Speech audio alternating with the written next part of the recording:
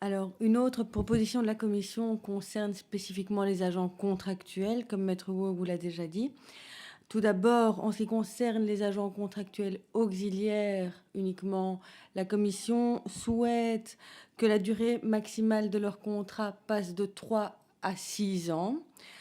Cette durée de 6 ans, comme d'ailleurs c'était le cas pour la durée de 3 ans, comprend la durée du renouvellement. Mais notons que le Parlement, donc dans le rapport de la Commission du Parlement, cette durée de 6 ans est rejetée au profit d'une durée de 5 ans. Et c'est d'ailleurs aussi la position des États membres. Donc on pense plutôt que ce sera une durée de 5 ans qui sera retenue, mais toujours avec réserve. Et maintenant, concernant les agents contractuels et les agents contractuels auxiliaires, on a vu que la Commission souhaite qu'on leur laisse la possibilité de participer à des concours internes. Mais encore sur ce point, les États membres ont marqué leur opposition et donc on a des doutes sur le fait que cette proposition passera in fine.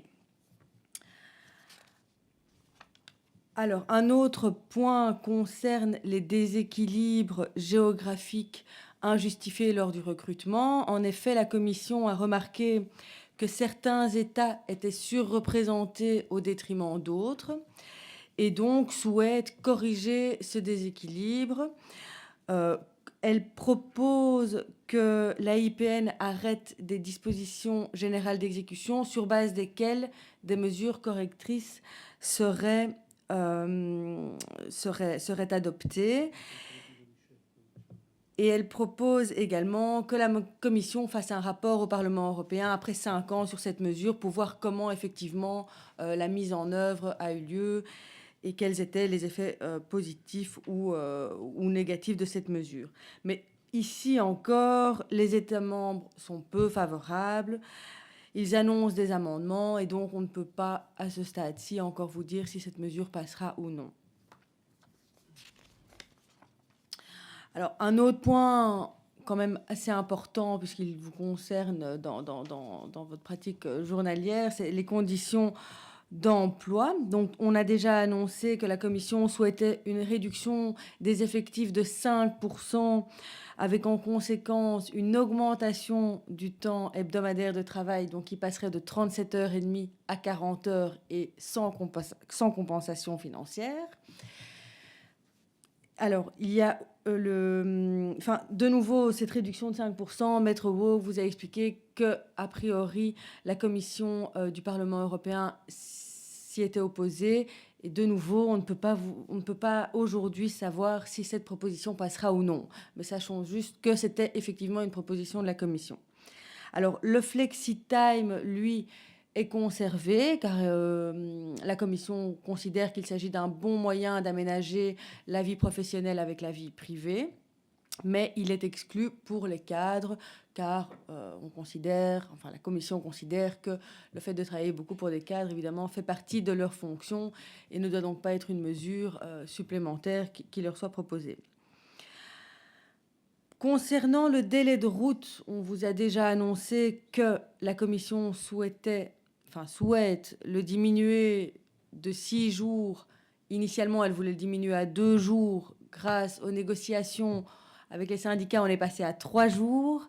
Et la Commission du Parlement, elle propose que ce délai passe de 6 jours à 2 jours et demi. Donc, il y a quand même une diminution importante de ce délai de route qui, pour rappel, est l'augmentation du congé annuel qui est calculé en fonction de la distance existante entre le lieu d'origine du travailleur, du fonctionnaire, et le lieu d'affectation.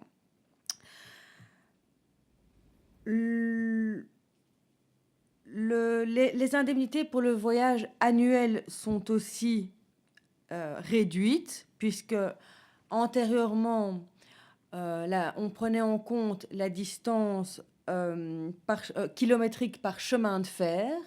Maintenant, on propose de prendre en compte non plus la distance kilométrique par chemin de fer, mais en fait la distance kilométrique GPS, à savoir la distance orthodromique, qui est donc la distance entre 2 points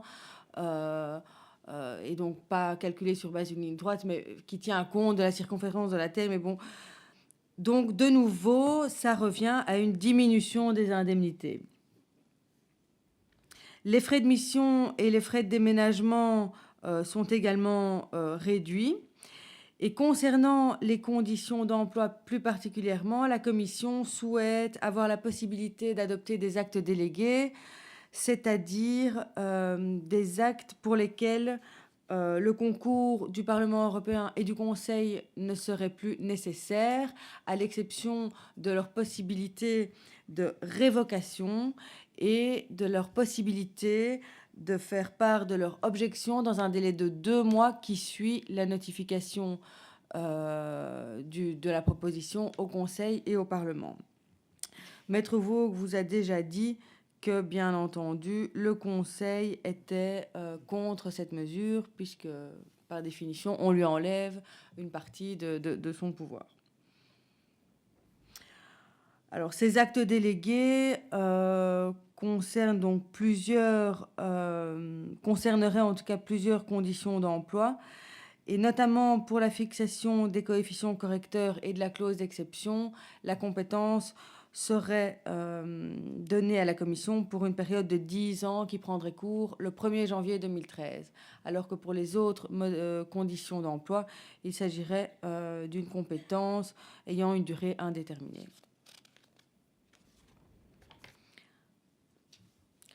Alors, l'application dans le temps de la future réforme, la plupart des mesures sont annoncées pour entrer en vigueur au 1er janvier 2013, à l'exception du régime des pensions qui, lui, est annoncé pour le 1er mai 2013.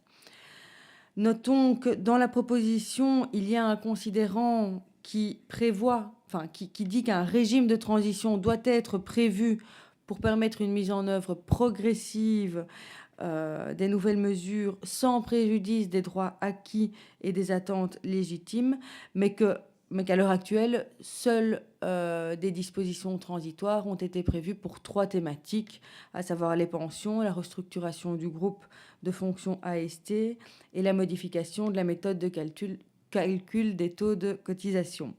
On peut donc se demander quand les dispositions transitoires concernant les autres thématiques seront proposées et dans quelle mesure cela ne va pas poser de problème, comme ça avait été déjà le cas en 2004, où, pour rappel, les mesures transitoires avaient été un petit peu proposées tardivement et que dès lors, un vrai débat n'avait pas pu être fait à ce sujet.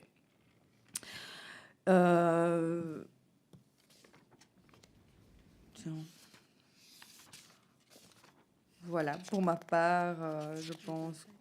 Ah non. Alors, quatrième point, les impacts pratiques de la réforme, qu'on peut en tout cas à présent déjà imaginer, puisqu'on ne peut pas savoir vraiment concrètement ce qui pourrait encore se passer à l'avenir. Mais tout d'abord, cette réforme, il faut noter que si ça peut vous rassurer un minimum, c'est qu'elle va toucher principalement les nouveaux arrivants, donc après 2013, et dans une moindre mesure aussi ceux qui sont arrivés après 2004.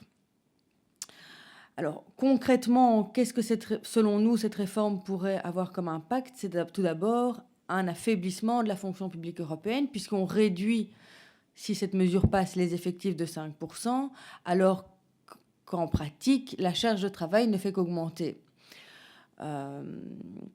Second impact serait la diminution de l'attractivité de la fonction publique européenne, avec pour conséquence une diminution du caractère multiculturel et multinational de la fonction publique européenne, puisque forcément elle devient moins attirante, moins de gens donc seraient prêts à venir s'installer à Bruxelles pour travailler dans les institutions.